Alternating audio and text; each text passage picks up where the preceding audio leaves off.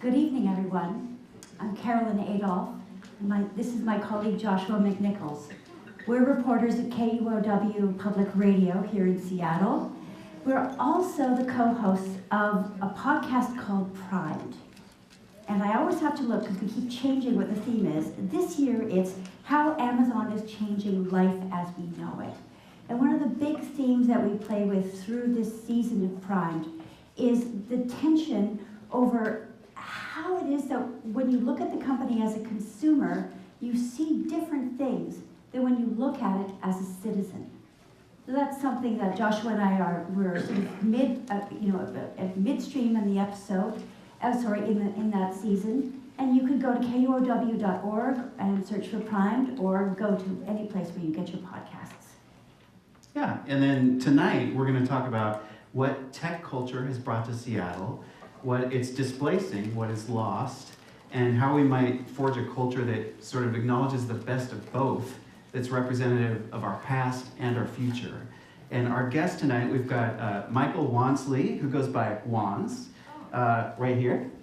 And we've got Tasia, Endo. Well, let me say what you each do. So, Michael Wansley, you're a musician. You're also, you work at Tableau, so you do technology. Mm-hmm. You do software. Then Tasia Endo develops, is this fair, high-tech educational content for Seattle Art Museum. That's what you do.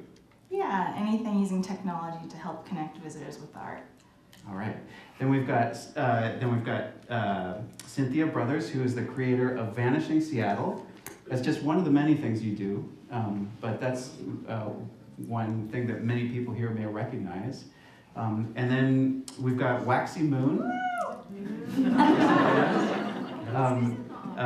I understand mostly Waxie is nonverbal. Mark Kennison is your real name, your offstage name, and so you're kind of talking as Mark tonight, but dressed as Waxie. Talking as Mark and dressed as Waxie. Because it's the opera. And the words you gave us to describe yourself, I'm going to let you say it. Oh yes, I call myself Seattle's gender-blending queer lady burlesque performance art stripping sensation. And we asked Waxie what pronouns to use, and you said anything and all. Any and all. You love it all. So, and then you've introduced us. So with that, you can start. Well, for each of these three topics, we're going to start with we're going to discuss three topics about how tech culture has been bringing us has brought Seattle and what it's been displacing. And for each of these topics, we're going to start with a section of the opera. So the words and story of this opera deal with a man obsessed, right, with the beauty of well-designed technology, but who is troubled by his own mortality and struggles to accept others and himself as they are. And in the end, the opera tries to resolve these two ideas: celebration of perfection and order suggested by elegant technology, and celebration of humans in all their frailty, messiness, and glory. And one thing that the writer of this opera, the librettist, Mark Campbell, told me is that to write an opera, you have to have sympathy for the main character. That you start there, right? And if you don't start with some kind of empathy, then you can't write about that person. I think also when watching the opera, we have to start with that point. That character may later lead you into dark corners, but at the beginning, you need a moment where the protagonist's vision is pure and not yet corrupted in any way. And so that's where we're going to start today when we're thinking about technology and what it brings to Seattle with that point of empathy. And to get us in the mood, we're going to watch a little bit of video of an opera performance here. You'll see John Moore, who is the singer, backed by the chorus, playing the part of Steve Jobs. And in this scene, Steve Jobs' vision for the iPhone has finally been made public. Thank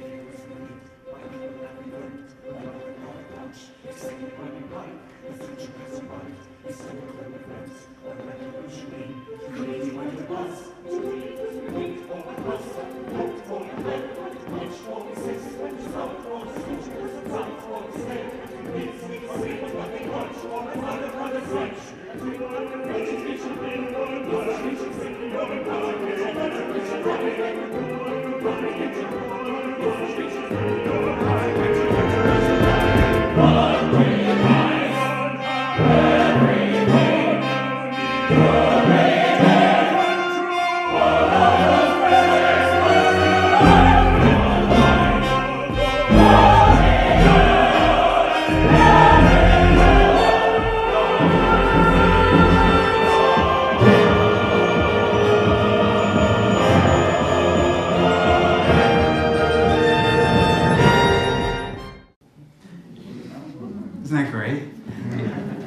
You know, I want to emphasize some of the words in that piece of music there, where he's talking about it's all you need in one hand, in your pocket, everything to control all those messy moments. And isn't that what the iPhone did in a lot of ways? It proved to be more than just an object. It's about control, and it created a new way to organize the world. You know? Yeah, it's true. I want to start with you, Wanz. What do you hear in that music? What's the message you think we need to hear in that? For me, I went and saw the production last week, and you know, I remember that era of the device actually starting and taking control. There was a world before iPhones, and it was very interesting to watch how that started to take over, and people started to meld their lives into it. I think to a point, we're not very organized creatures, and it gave us a way to organize our lives in our own way using a certain standard. And I think that is translated into business and schools and all this other stuff. So the regimented thing that used to be a calendar on a wall is now everything, is, as it says in the production, all you need in one device. It's true. We sort of, you know, we've taken parts of our brains that used to occupy themselves with what am I supposed to be doing today? Mm-hmm. That we now ask the device to do that for us, but it's supposed to free up our brains to do something wonderful. Do you think that it does? Well, my practices, or my experience has been, life is what happens while you're busy making decisions. And when the alarm goes off and it's like, oh, you have an appointment in an hour, or the alarm goes off and it's like, oh, it's time to take the chicken out of the oven, right? Sure, while we're waiting for the device to tell us something, we're doing other things. So in a way, the trade-off for all the quote-unquote control is the convenience of being able to diversify your decision-making processes. I have to ask you, because you're so, you're so deep into music. What's musical about technology? Everything. Well, I mean, music is based on math. Math is also the basis of all technology. It's just ones and zeros. It's all just ones and zeros. Well, that's kind of a boring song. 1, 1, 0, 0, 0. That's what the zero is for. It's 1, 0, 0, 0, 0, 0. See, so it's a beat, basically. Thank you. Now I understand. Maybe. This is the problem with people with two-dimensional thinking versus several-dimensional thinking.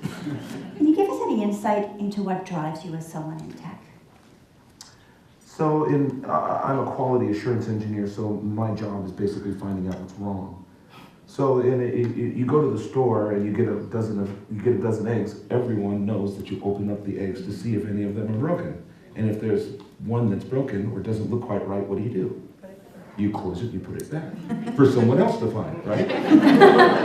That's kind of what my job is, except I don't put it back. I tell somebody else, they come and either fix or replace the egg, and then it goes out.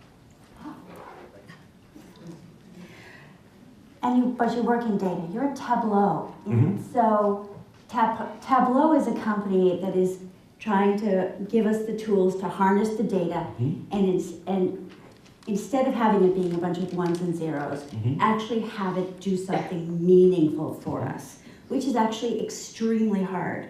So I'm wondering, what inspires you in that work? What about Steve Jobs' enthusiasm do you share? Well, Tableau's life purpose is to help people see and understand their data. And even before I actually began to work there, I didn't realize how much data individuals have. You know, we know social security numbers, birth dates, and so on and so forth. But there are also, thanks to shopping habits and those little pieces of plastic, we all have a trail of things that define who we are. And you can track all that. All of it. That's the amazing thing about Tableau. The thing that really got me into that company is in half an hour I had created something mythical and was able to create graphs and charts out of something just out of my head. And at the same time, they were talking about a product that is used by Department of Defense. All the major record labels and studios and film studios and various school, they all use this product. So that means it's for the little guy and it's for the big guy. And I kind of like that. But I gotta ask you, I mean, a lot of people are kind of uncomfortable with the amount of data we're creating because our phones are spying on us all the time. And how do you view that? Where's the balance for you, if there is any? So there was an old movie that had Sidney Poitier and Robert Redford in it called Sneakers. Great movie, great movie. But the concept of the movie was somebody had invented a box that could decode anything. So there were no more secrets. And for me, it's been told to me that we're only as sick as our secrets. So I choose not to have very many. That way I don't worry, I don't care if people know where I live. I only care if they show up. I don't care if they know what my car is, what kind of car I drive, as long as they don't take it, right? So I don't care if they don't like what I'm wearing, as long as they don't question why I'm wearing it. That is a whole different discussion. But having data is not as bad as thinking that you don't and trying to hide something that everybody can see. That to me is more the problem with technology, the paranoia of technology. Oh, everyone's gonna find my stuff. Dude, everybody already knows your stuff. Your stuff isn't that interesting, which is why, that's why they try to hack into like department stores and the government and power grids, because your stuff, not that interesting. Tasia, we'd like to go to you next. Where do you find beauty in technology? Technology has done things that we would never have been able to do otherwise at the Art Museum. We're able to paint in the galleries alongside priceless or very valuable works of art. We're able to provide low no vision visitors to have verbal descriptions of artwork so they can have a similar museum visit experience. So it really helps us do things with even broader audiences than we'd otherwise be able to do. Can you give an example? Like, walk me through how technology changed how someone perceived a piece of art. One really big way that we do this is through featuring multiple voices on our audio or smartphone tours. Well, we definitely have our curatorial expertise on like labels, for example.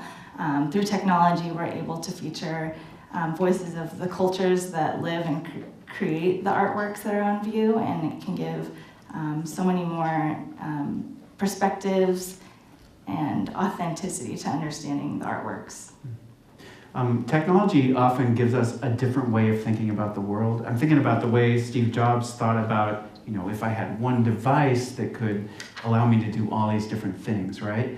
I'm wondering, are there ways in which technology has taught you to think differently about the world?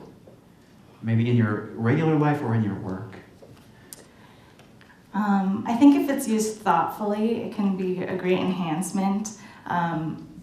A more specific example of how we've used technology to give voice to other people to give their perspectives on the artworks was for our summer exhibition, Double Exposure. It was a show of photographs by Edward S. Curtis and artworks by 3 contemporary Indigenous artists. And it was very important for our interpretive goals to show that Native people are still here. And so through technology, we were able to provide video commentary by local Native community members on the artworks.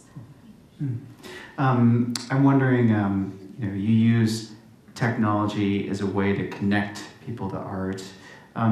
Where does technology help and where does it not help? Because I can think of examples of where technology seems to get in the way of our interpretation of art. How do you figure out where that line is, or when it's working, when it's not? Well, we definitely acknowledge that people have their phones with them. They're going to use them at the museum, and so that's why it works for us to provide quick access to interesting interpretive context or information about the artworks using visitors' own devices. So for us, it's a great free way to connect visitors with art, but it can also get in the way of the art. If visitors are looking at their phones too much and not at the artworks, that's where it can go awry. I know, because we were just talking with Wanz about data, right? Data is one of the ways that technology has asked us to think about the world a little differently. We tend to think in terms of things that can be measured now, or at least apps think of us that way, I guess. When thinking about art and the art world and connecting people with art, does the focus on data change? This is a little bit of a weird question, but does it change how we perceive the art, or does the technology influence through its reliance on data, does it change the art or our experience of the art in any way? I think I need to be convinced a little bit more about data being able to interpret the art for you. I think there's something very human of experiencing something that another human made. I know that there's a lot of efforts around artificial intelligence to like answer your questions about artworks, for example, but I think nothing can replace like your own in-person interaction and experience with it. Yeah. All right. Waxie, Mm-hmm. there's something about your presentation of yourself that feels really new, and maybe it isn't, but I would love it if you could talk about your art, your creativity, what your, you know, and the two parts of you. It could be more than two, actually. Yeah, multitudes. Contain multitudes.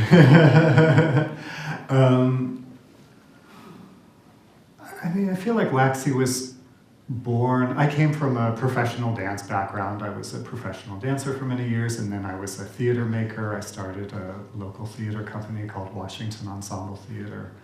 And Waxie was born out of a desire, kind of a new capacity. I wanted to create the work that I wanted to make and not the work I thought I was supposed to make. So I had very fixed ideas around what it meant to be a dancer, very fixed ideas around what it meant to be a theater maker or an actor. And then I kind of did a little digging, and I was like, what do I want to create? What does that look like? And it looks like this. And it was at a moment when I was introduced to the art form of burlesque.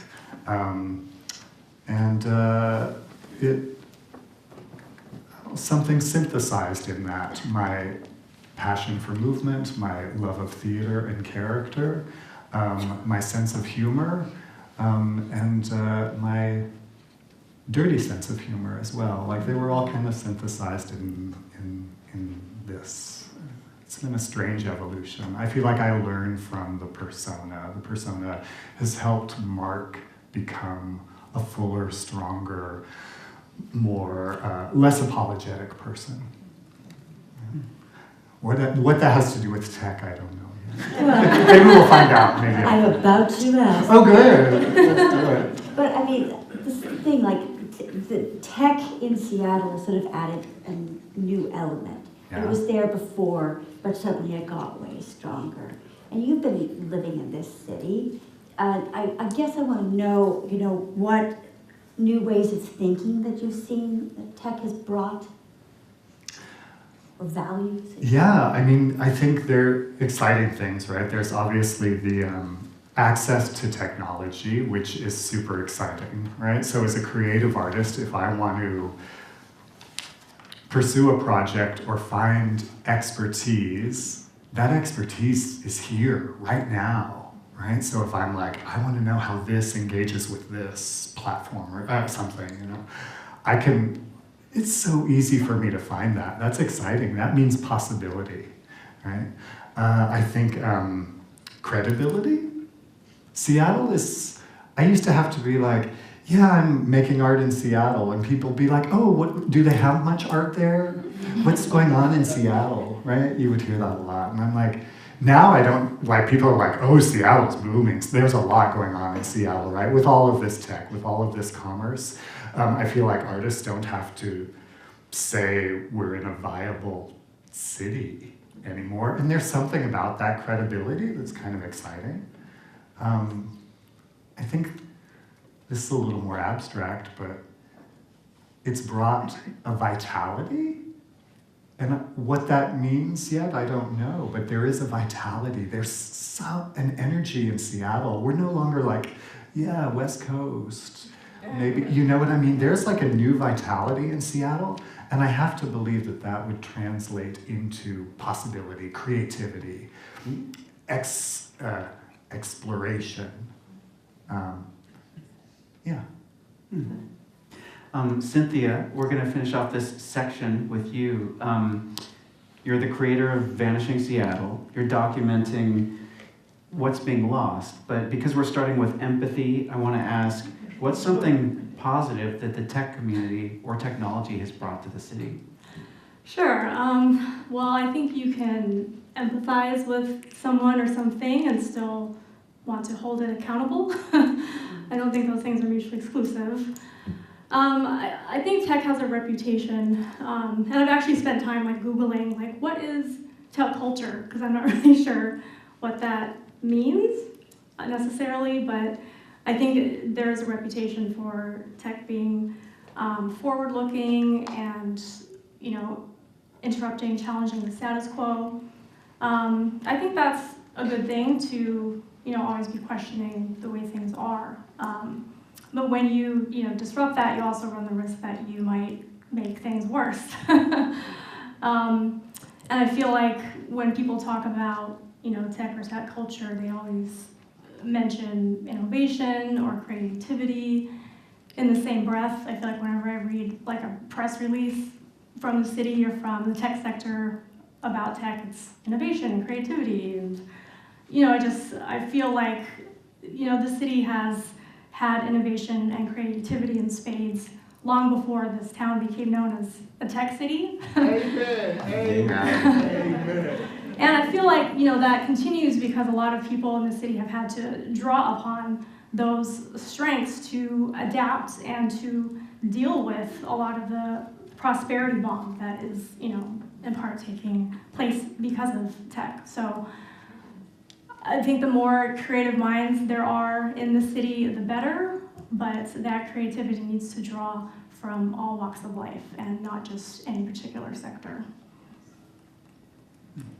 I think that was a perfect way to end this. That's really interesting. And you're done. Yeah. That's that off thing. I just think that was awesome. It really draws together all the threads. Thank you very much. Shall I go on? Yeah, go for it. Well, in part two, we're going to look at the things that technology has pushed away from Seattle and the things that we hold dear that might not survive the cultural shift. And in the opera, Steve Jobs and Steve Wozniak begin their journey trying to undermine the telephone company, which is, of course, a huge company, by inventing a device that allows them to make free long-distance calls. So this is how these wags get going. Later, Steve Wozniak criticizes Steve Jobs, confronts him for building a megacorporation, for letting his ego get out of control, for becoming the thing they originally set out to overthrow. The song is called Goliath, and in this section, it starts with Wozniak reflecting on what they've lost in that transition.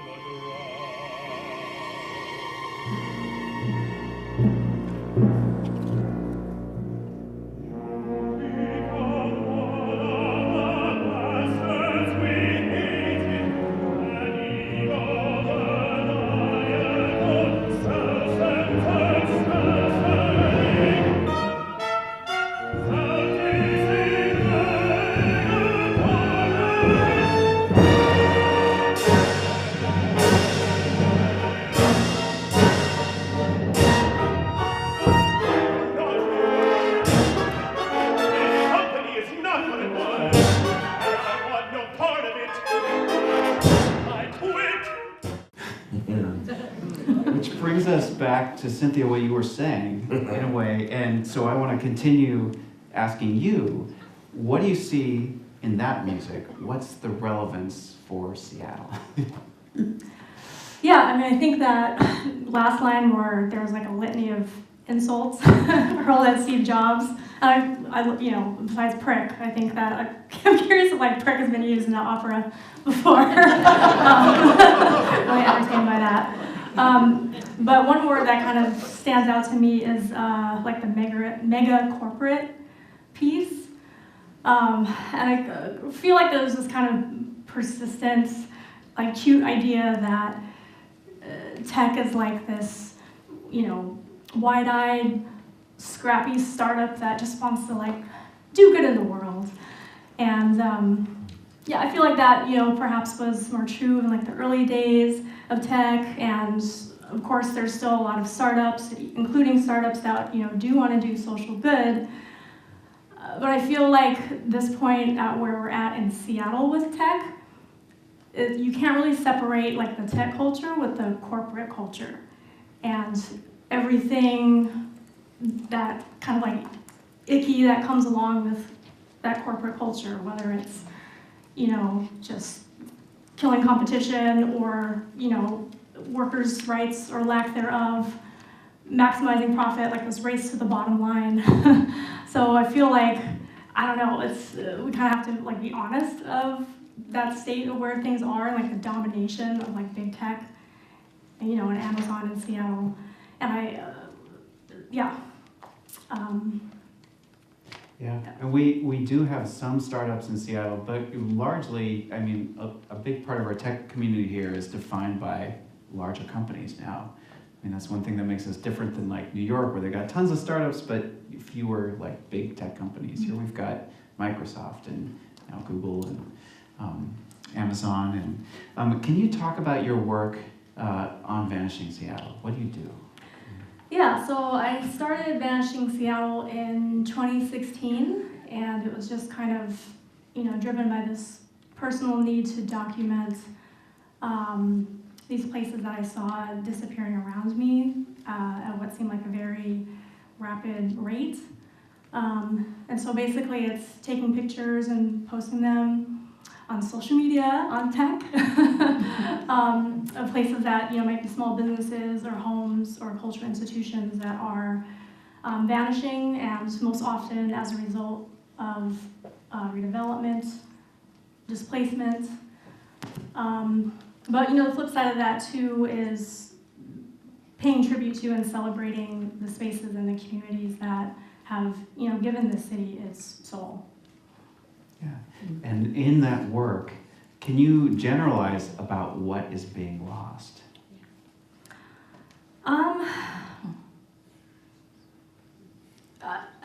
So every day I try to do a post, either of pictures I've taken, and I'll do a lot of posts that other people have taken as well that folks send to me.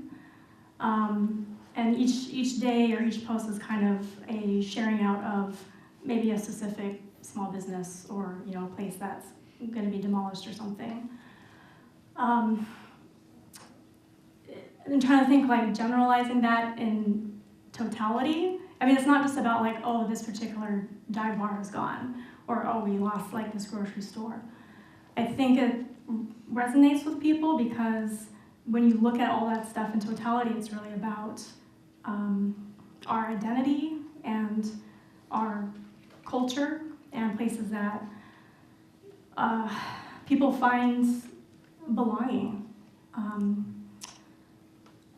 So I think there's really a lot at stake because it's, you know, and it's our physical ability to stay here. Like people are losing their homes and their neighbors. So I think it's hard to like quantify or generalize, but it seems more like the sum of its parts. Where do you think we draw our identity from as a city? I think we draw a lot of our identity from our history. I think there's this kind of fear or feeling that as in a city that's so drastically and so rapidly changing, that we're losing that history,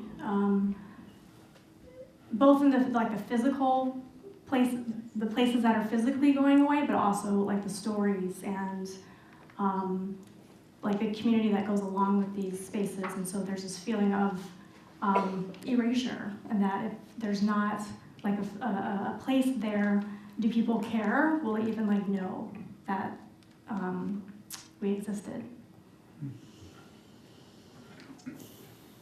Waxie, Yeah.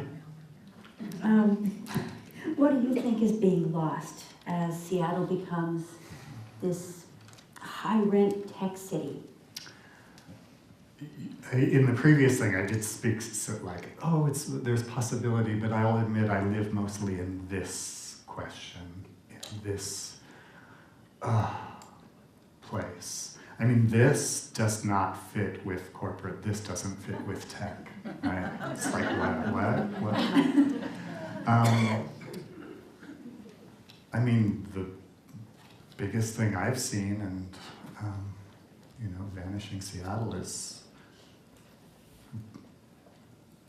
evidence and a tribute to this, but I see art spaces lost and live spaces, affordable art spaces, affordable live spaces for artists. So it's just, yeah, that's the biggest thing that I see, and it's relentless and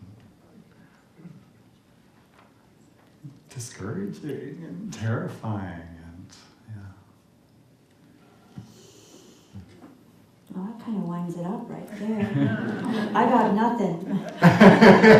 Second question. So Wanz, when we spoke on the phone the other day, you described recording in a studio in the South Lake Union neighborhood back in, was it the 1990s or so? In the 90s. I wanted to add something to something Waxie said. Yeah. He reminded me, I left Ellensburg where I was going to college, and I moved over here in the summer of '86. And one of the things that brought me here is what is now a flat slab of land on the corner of 5th and Lenora, just next to the monorail. And it used to be one of the best live music clubs ever, called Astor Park. So Astor Park, little did I know when it closed, it was the beginning of all of this for me. Because it was a place that I was drawn to, and the people that were there who are still my friends, now we still tell stories about that place. Now, you flash forward from there another 15 years and we're in the middle of the Nirvana grunge era, right? And there are all these places where musicians played. And most of those, 15 years later, don't exist. Highway 99 Club, gone, right? This is what attracted me to her work in Vanishing Seattle. The soul of the city is changing. And as one of my musician friends says, I don't like the changes that are happening in the city. And I had to tell him, yeah, but they're not making the city for you. They're making it for them. And if you go on the underground tour, you see that we are them. And it's weird how it progresses. It's time doesn't go backwards, or else we'd still be riding horses. You know what I'm saying?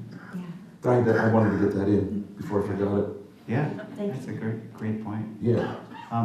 And I was thinking, the reason I wanted to ask you about South Lake Union is because that, in some ways, is the epicenter of change. No, you wouldn't say it was. No. The epicenter, I mean, we were talking about, how tech actually started. I got into tech in 2000, and that was when I had my first contract job at Microsoft. Right. Redmond was the epicenter.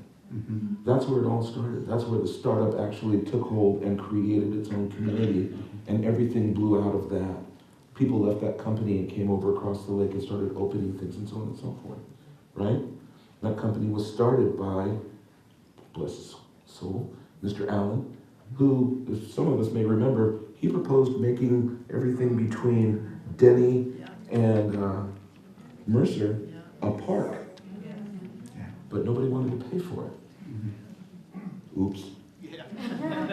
So now this is what we have. But before, it was artist space, light manufacturing. It was very, very, cheap studios and lofts and stuff like that. And there was a vibrant community of artists. and people who were art-driven, who lived there because it was cheap to live. Yeah, one of the reasons that it's good to have those places is because if you're not worried about existing, that frees your mind up to create. But I've spent a lot of my time here in Seattle having to exist. And when you're always in survival mode, you're not that creative. I mean, you place the epicenter on Microsoft's campus, but of course Microsoft was there in part because Boeing was there. It's like, yeah. We could just trace it you back. can trace it back and go back and back and back and back. But I mean, there was a long period of time between, some of us in this room remember turning out one of the last person out of Seattle turning the lights off. Yeah, I was living in Lakewood in Tacoma when that happened. I saw it all happen, right? So there's always going to be innovation, there's always going to be change. And it's not so much that it happens, it's how we handle what happens. It's just like our lives. We don't control our lives, we have control over the reaction to what happens to us in our life. So now, technology has given us a way to encompass and organize our lives. I mean, I tell kids this all the time. Isn't it amazing that you go to school wearing what you're wearing, and then there's all these other hundreds of kids who are wearing what they're wearing, and you go to these classes and you do these things, and when you get out, you see all these people in their cars, driving around doing what they're doing, and you look up in the plane, and the plane in the sky is looking down at all these people doing what they're doing, and then you start expanding, and all of a sudden it's like, everyone's doing exactly the same thing all at the same time. They're living. And when you start really taking the numbers and it gets into the billions of people doing exactly the same thing all over the world, it becomes mind-boggling that we don't kill each other. Because we're always in proximity with each other. And the cool thing about tech, what has grown out of tech, is that it's given us a way to harness where we have been, where we are, and where we're going. Used to be click, click, and that's where we were. Right. And now it's... Tasia, what aspects of the old Seattle should be preserved? I mean, and remember, this has been for a long time the city of engineers. They're just not as much aerospace engineering, and there's a lot more computer science. So what should be preserved? Like you, I don't know a Seattle without technology in our culture. But I think something old that I think needs to persist is looking back at the legacies that are here of the people. It's funny you're talking about the mega corporate culture, and I think that's very akin to how at the museum we might think of revisiting old narratives around like colonialism, for example, like acknowledging we're on indigenous land right now. And so, yeah, I think just really all the new, what I perceive as new people coming to the area to work at these tech companies, I think that there's a need to look back at who's here, who has been here, and what they want the story to be. We're going to move kind of into our third section now, where we're talking about bringing these two things together, right? We've talked about some of what's been gained and some of what's being lost, and the hope is that there can be a synthesis at the end, right? And in the opera, Lorraine Powell-Jobs, Steve's wife, tries to help him reconcile, his visionary obsession with elegant technology with the messy humanity around him. So he describes humans in terms that she describes humans in terms that he can understand as broken pieces of technology.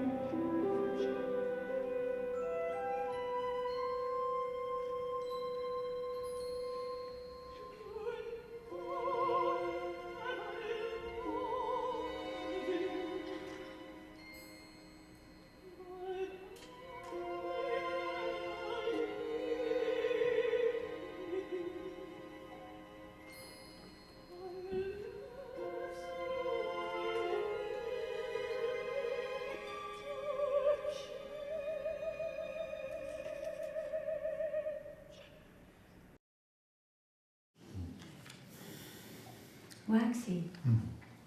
there's the pursuit of perfection, and then there's the worst of our nature, our weaknesses. How do we proceed between these extremes? Well, certainly duality is something that's interesting to me. And I think striving for perfection is a death to creativity, right? We don't even leave our house if we're like looking to make something perfect. We gotta step into what's messy. And that was something I was kind of fascinated by watching, thinking about. And I think, I don't know, I'm just thinking about Seattle's story, and it's not, like we're living this moment, this history. The story's not written. And I'm thinking about like trying to live in a place of fascination as opposed to ugh. And that's what I try to do with the administration right now. like instead of being like, oh my God, it's just awful, just be like, oh, this is fascinating. How's this gonna play out? What's gonna emerge? What?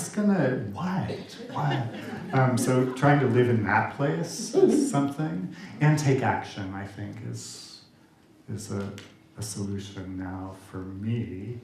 I just decided to be in a show at Rebar because I was like, I want Rebar to stay vital.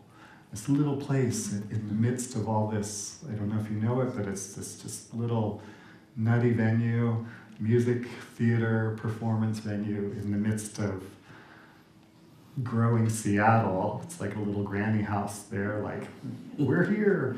So I decided to be part of a production there. That felt important right now. Was mentioning that I started this subculture cabaret. I was like, well, instead of being upset that my neighborhood is changing, take some action on it. Be like, wow, well, what do I want to see in my neighborhood? Oh, if I want to see a weird little cabaret happening, create a weird little cabaret. And hopefully people will respond to that. Oh. One more question. You've collaborated before. You've had good creative collaborations. Mm. Is there a way you'd love to collaborate with tech?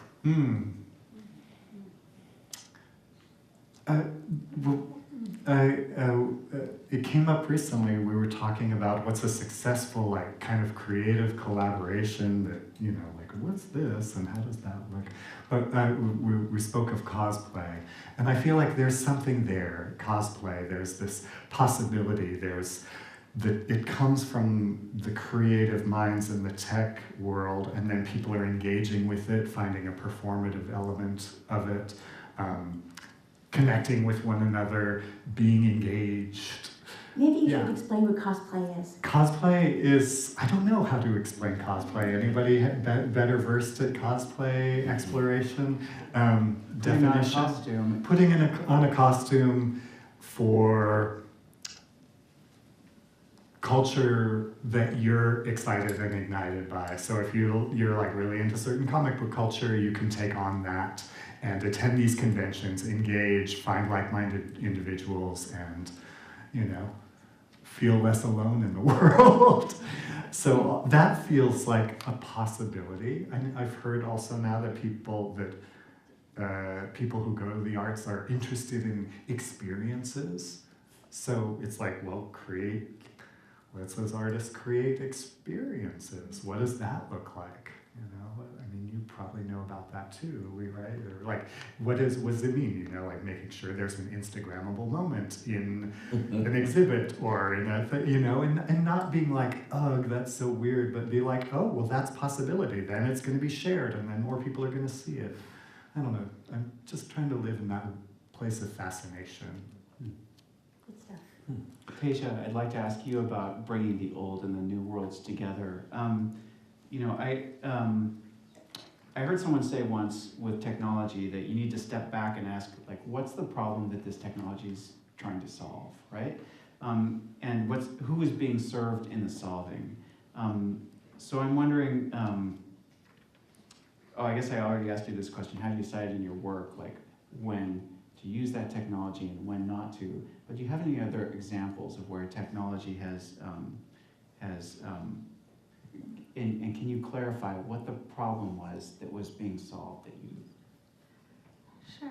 I don't think there's really a problem we're trying to solve with technology. For us, the art comes first, and our mission is to connect art to life. And so the fact that we all have phones is a very intuitive way to connect the art with easy access to information on your phones. So I don't think it's a problem, but we certainly take advantage of technology. Yeah. What technology specific to Seattle are you most excited about tapping into? You know, we've got, not only do we have data here, we have AI. Are there any other places that you're excited to explore when connecting technology with art? I think there's a lot happening here around augmented reality. I know virtual reality seems a little bit cooler because it's completely immersive, but at the museum we still want to ground you a little bit in reality with the objects right in front of you. And so augmented reality is pretty compelling to be able to layer interesting content that enhances your experience with the actual art.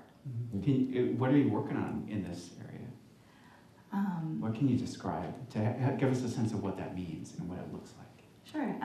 For example, we use augmented reality for our Jackson Pollock painting in our galleries.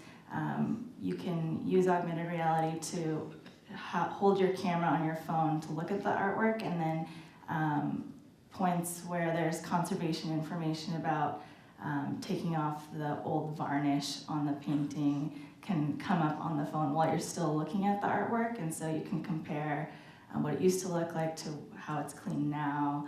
And so you're still engaged with the artwork, but you also have the supplemental information that wouldn't fit on a label on the wall.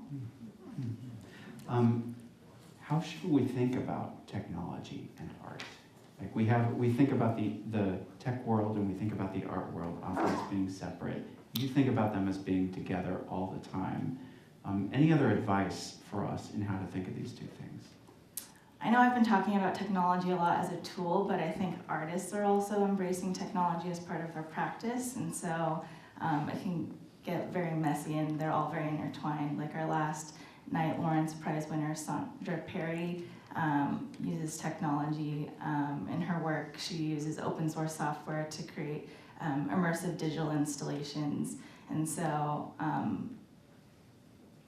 as art museum workers trying to support the artists, like we also have to embrace what the artists are themselves doing. Okay, Wanz, I'm gonna ask you to solve all our problems, and I'm serious. Okay, so like you have worked with Microsoft and you work at Tableau now, and you've been here, we've had this year of shouting over how the costs of fast growth get paid for, right? You heard there was the head tax last spring, all that stuff. And so I really want to ask you, like, so we've been having a hard time, tech in Seattle, listening to each other. And I'm wondering who needs to do more listening? Is it techies, or is it really, or is it about Seattle listening more to what tech wants? Tech has only one purpose. Technology it only serves a purpose when it serves a user. Now, there are different types of user, therefore there's always going to be different types of technology, different uses for technology. I've been sitting here thinking, and I wish it were a requirement that anyone who moves here and buys property within 6 months has to take a duck tour. Here's why. I worked at a company, and that was one of our morale building events. We went on the duck tour. But what it does is that thing drives around, and the people driving it give you a history lesson of the city. There are people that move here who have no idea what it was like as a logging community. They don't understand how intricate Native people were to the survival of this city. Connecting the old with the new and the new with the future is kind of, I think, technology's purpose.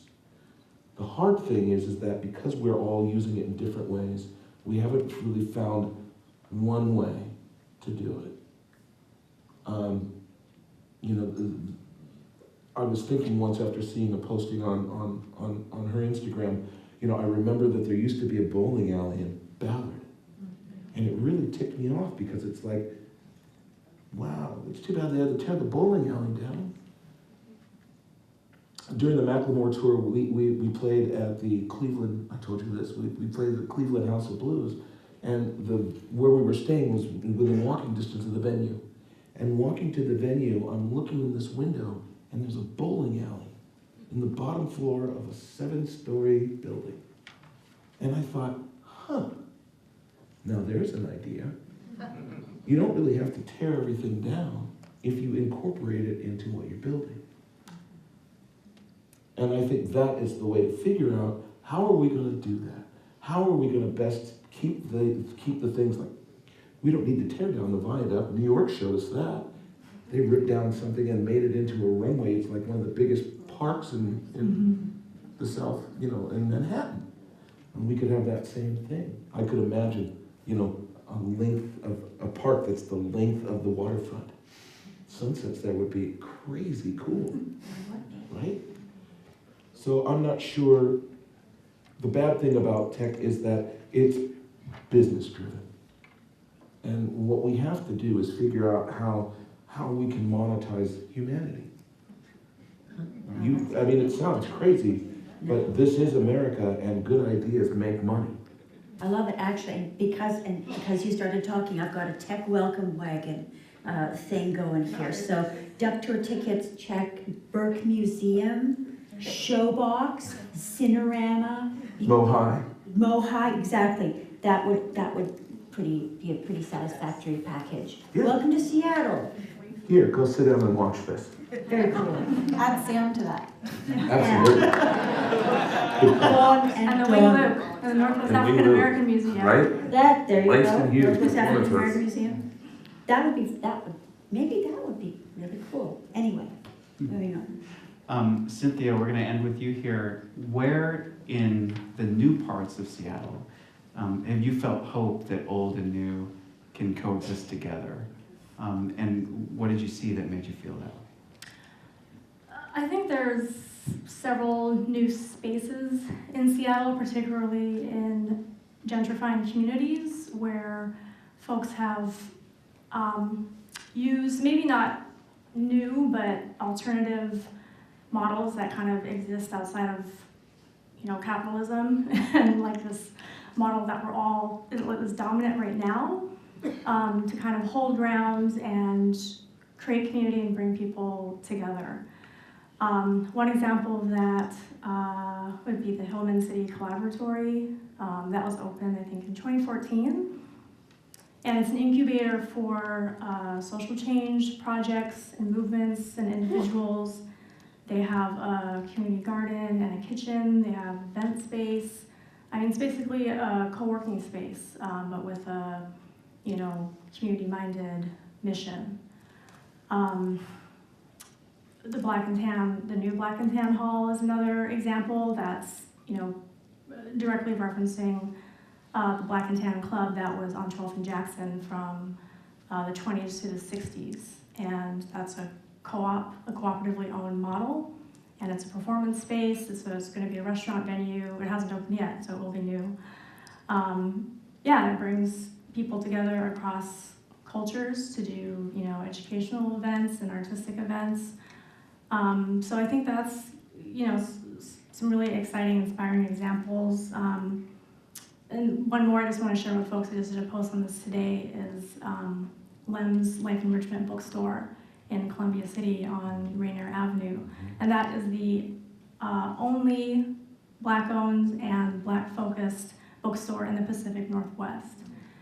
And it's, we're in danger of losing it. So they came together with the owner of Estelita's Library, which is a social justice library in Beacon Hill, and they're trying to raise $75,000 to pay the bills and kind of redo the space, bring in Estelita's Library, and then turn it into a co-working space for communities of color.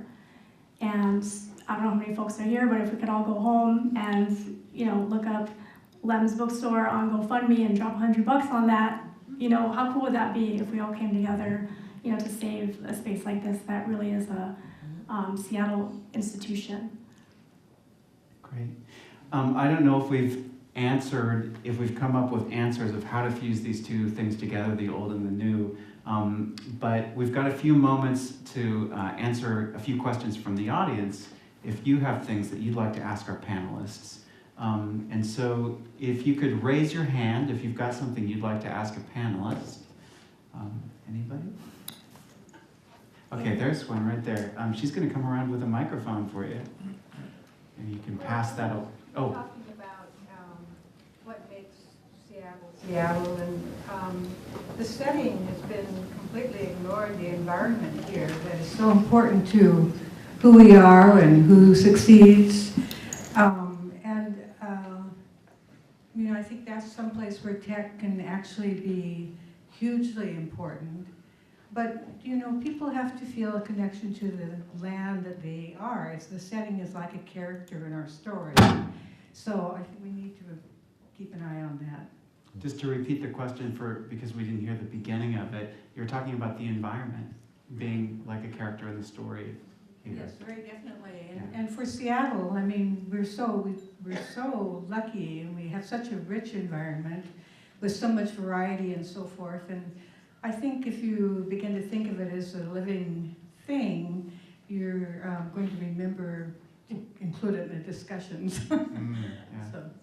So who wants to take that on? How should we be thinking about the environment when thinking about bringing the culture that tech brings with old Seattle together? How can these things complement each other in resolving some of the issues around the environment? Well, Nobody else is talking. so I'm a big fan of community. When I first moved here, there was a very distinct difference between Finney, Ravenna, Wallingford, so on and so forth, right? Community has changed, and technology can be used to unify what is now a larger community, incorporating the environment, incorporating the native history so that people have the background to understand where they live. I mean, nobody moves to Kansas and buys a house without a basement. There's a reason for that. They have tornadoes in Kansas, right? Well, when you're here, when you buy a house, buy a rain barrel. That's what we do here, right? But it's a matter of the community. I mean, during the summer, you know, you'll notice that people have like community night out, or they'll have a seafair parade. These are the things that build community. The one thing that technology cannot do, it cannot make a relationship. It can start it, but it can't make it. That's a human thing. I'm what's known as, I'm a dinosaur, I'm a black box tester. I have to do things by hand because technology can't do everything. It can't tell you why that doesn't look blue, right? And so it's upon all of us, because we're all part of the same community, to incorporate as many arts as possible, to allow for so much expression so that we don't lose what we have. Any other questions from the audience? Yeah. There's another one there. Are you able to, if you can't get the microphone, we Just yell. Oh, you got it. Hey. Thank you. What I'm hearing is that tech seems to have an effect on the individual, but I'm not seeing how tech affects the city as a whole. What I'm hearing is that corporations have modified the character of the city. And it doesn't matter whether they're run on technology or anything else. That's the big thing that's making this change here. I used to live in San Francisco briefly, and it was an exciting, fun city 30, 40 years ago, but corporations have driven the artists out of the city. It's a totally different environment now, and I worry about that happening here. Yeah, we do tend to talk about these things as if they're synonymous because in Seattle that has been the experience. However, technology has also changed the way that we experience the city, how we get around, how we take the bus, how Whether we go to the grocery store or not? Yeah. Well, Or not. Any other last thoughts on that question before we close? Because I think we're... He's got a great point. I mean, it's not so much the corporations, but we have to remember that the corporations are made of people. So it's more than people. And corporate structure is very, very interesting because it is economically driven. And, you know, the power of the purse rules everything. The reason why some things close is because people don't frequent them. You know, there are less human tellers at the grocery store to make it faster and more efficient, more quote-unquote convenient. But what is it getting us, right? So I intentionally go to those lines so those people have a reason to be there because I like being able to talk to them. Mm-hmm. Yeah, I'm with you. I think the whole point of living in a city is to interact with people and interact with people who are unlike you, and I think that is where, you know, creativity and new ideas and resilience comes from.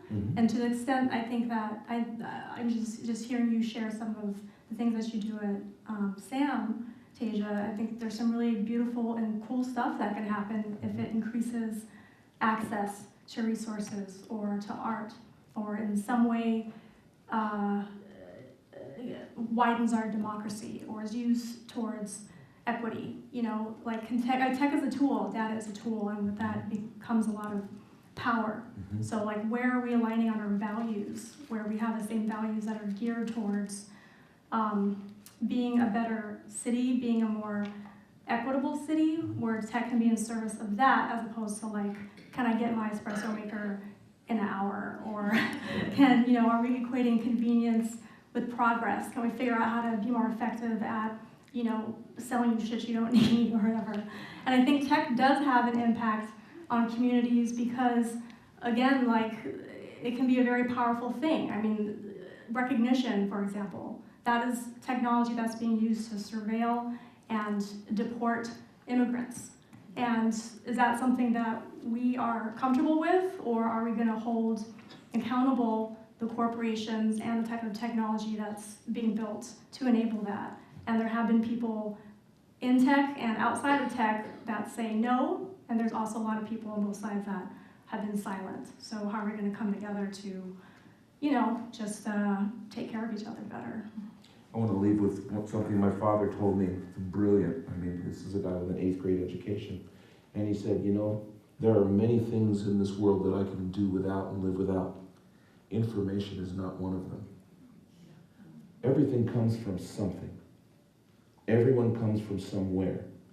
And until we figure out how to get past the technology in order to share that stuff, then you're using a hammer to screw in a screw.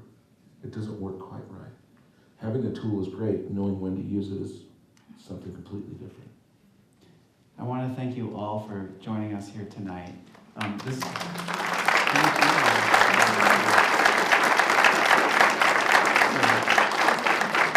Our guests have been Tasia Endo, Michael Wansley, aka Wanz, Cynthia Brothers, Waxie Moon, aka Mark Kennison, and we are Joshua McNichols and Carolyn Adolph from KUOW. Thank you so much for coming, and please listen to our podcast, Prime. thank you.